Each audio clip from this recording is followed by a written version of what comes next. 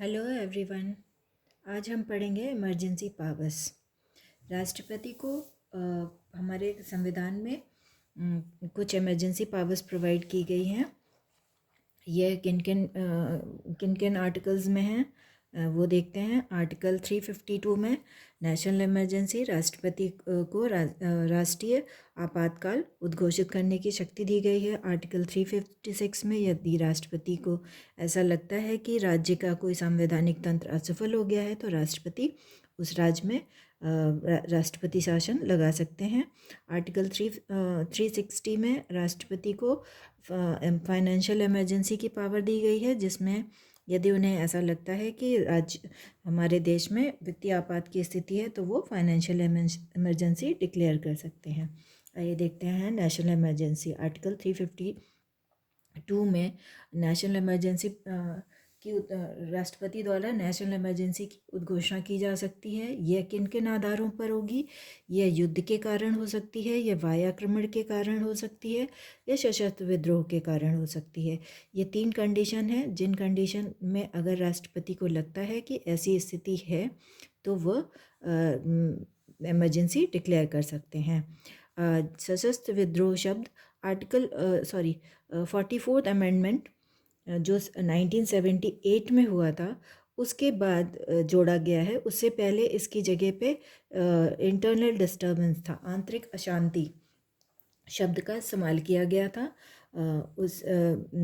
उसके बाद ही यहाँ से इसको हटाकर 44th अमेंडमेंट में इसको हटाकर सशस्त्र विद्रोह शब्द डाला गया है। और राष्ट्रपति किन आधारों पर इसकी घोषणा कर सकते हैं?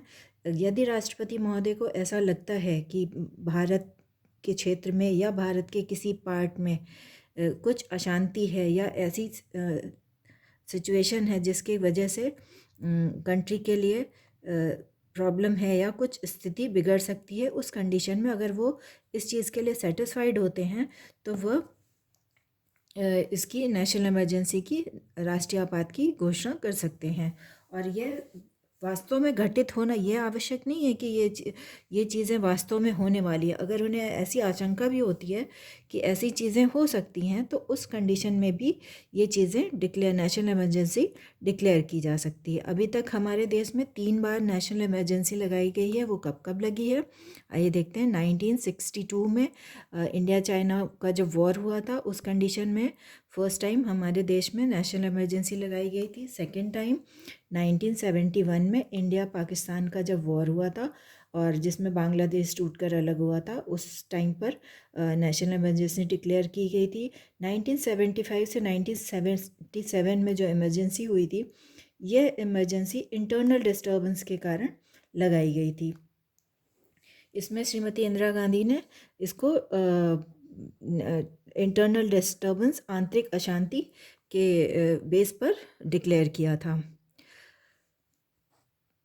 प्रेसिडेंट आंतरिक अशांति के कारण इसको उन्होंने डिक्लेयर किया था, इमरजेंसी डिक्लेयर की थी। आंतरिक अशांति की घोषणा राष्ट्रपति महोदय कैसे कर सकते हैं? ऐसा नहीं है कि राष्ट्रपति महोदय ने बस देखा और कर दिया। उसके लिए एक प्रोसीजर फॉलो किया जाता है।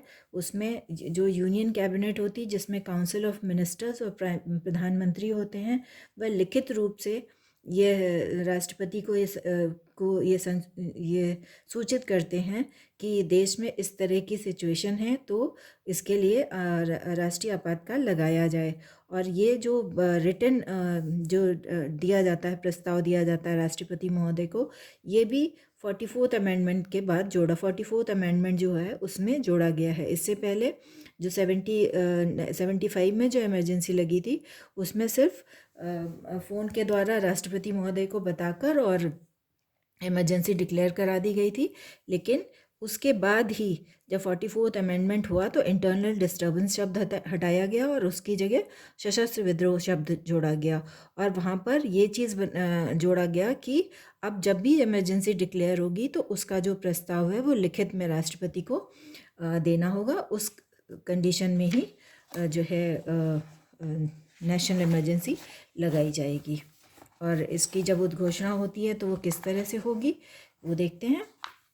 उसमें क्या होगा, एक 1 महीने का वक्त मिलता है। जब राष्ट्रपति उद्घोषित करते हैं तो 1 महीने के विद इन अ मंथ, 1 महीने के अंदर ही लोकसभा और राज्यसभा में इसका अप्रूवल होना चाहिए। जब ये अप्रूव्ड हो जाएगा ये और इसको विशेष बहुमत से पारित होना चाहिए। ये नॉर्मल मेजॉरिटी से इसको पारित नहीं कराया जा सकता। लोकसभा और राज्यसभा में 1 महीने के अंदर 2/3 मेजॉरिटी से इसे पास होना चाहिए। विशेष बहुमत का मतलब यही होता है, स्पेशल मेजॉरिटी मतलब 2/3 ऑफ द मेंबर।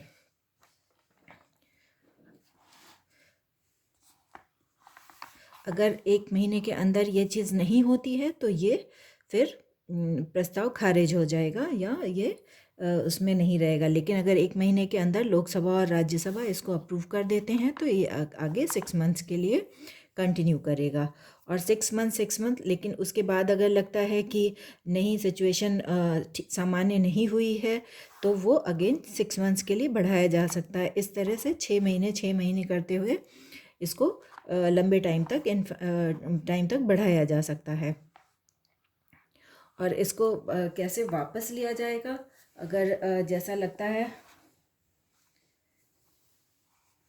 कि इसे कैसे वापस लिया जाएगा, वापस लिए जाने के लिए कुल सदस्य जो टोटल जो नंबर ऑफ हाउस के मेंबर्स होंगे उनके 1/10 मेंबर्स जो है इसको साइन करके स्पीकर के पास भेजेंगे इसे हटाने के लिए। और अगर संसद उसमें नहीं है, संसद राष्ट्रपति जब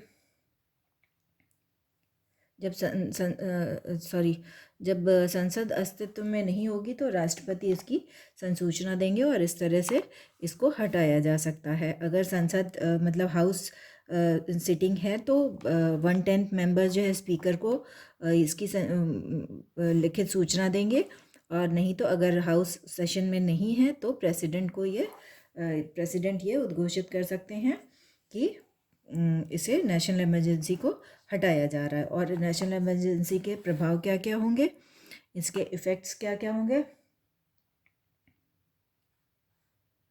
इसके लिए आर्टिकल 356 में बताया गया है कि आर्टिकल 358, 359 में मौलिक अधिकार जो हैं वो उनको निलंबित किया जाएगा। जिसमें आर्टिकल 358 में ये बताया गया है कि जो हमारे आर्टिकल 19 में जो हमारे मौलिक अधिकार दिए गए हैं वो सारे सस्पेंड हो जाएंगे।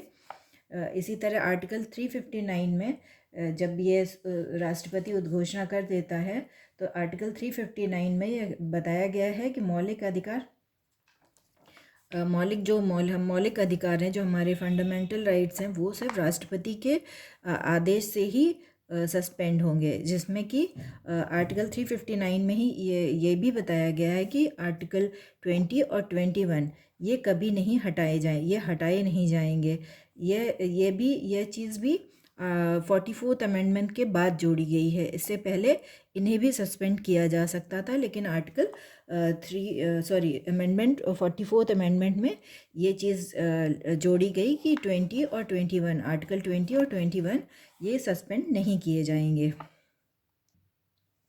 आगे है आर्टिकल 356। आर्टिकल 356 में राष्ट्रपति शासन की व्यवस्था की गई है। यदि राष्ट्रपति को लगता है कि राज्य का संवैधानिक तंत्र ठीक तरह से काम नहीं कर रहा है तो राष्ट्रपति 356 के अंतर्गत राष्ट्रपति शासन घोषित कर सकते हैं उस पर्टिकुलर स्टेट में या उस पर्टिकुलर राज्य में। तो ये कैसे होगा, गवर्नर हर 15 दिन में गवर्नर महोदय राष्ट्रपति को एक रिपोर्ट सौंपते हैं। और यदि गवर्नर को ऐसा लगता है कि जो राज्य का तंत्र है, संवैधानिक तंत्र है, वो रूल के हिसाब से नहीं किया जा रहा है तो वो राष्ट्रपति को इस चीज़ के बारे में बताएंगे। और अगर राष्ट्रपति सेटिस्फाइड होते हैं, अगर राष्ट्रपति संतुष्ट हो जाते हैं कि हाँ राज्य का तंत्र ठीक से काम नहीं कर रहा है, कॉन्स्टिट्यूशन के अकॉर्डिंग काम नहीं कर रहा है, तो वो आपातकाल प्रेसिडेंट रूल की घोषणा कर सकते हैं। और ये घोषणा किस तरह किससे की जाएगी,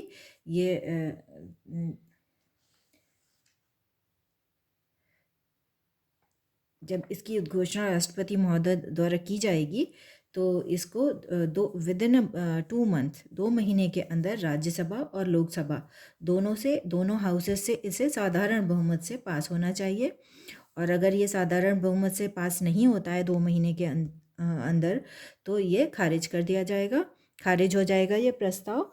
और अगर ये पास हो जाता है तो ये 6 महीने के लिए लागू रहेगा। और इसी तरह इसको अगर राष्ट्रपति को लगता है कि राज्य का तंत्र अभी भी सामान्य नहीं हुआ है तो वो अगले 6 महीने के लिए इसे बढ़ा सकते हैं। इसी तरह करते हुए ये 2 बार बढ़ाया जा सकता है।